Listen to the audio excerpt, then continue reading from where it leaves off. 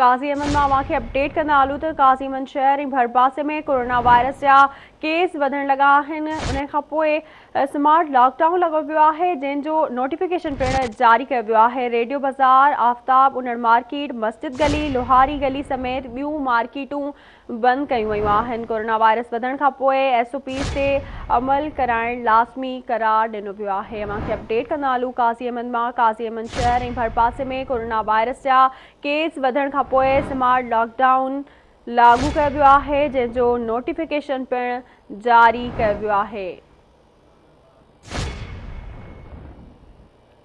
इन हवाले से राब्तो कयो आहे काज़ीअमन में आवाज़ TV जे रिपोर्टर गुलाम हैदर बालादी सां। जी गुलाम हैदर, कहिड़ा अपडेट्स आहिनि?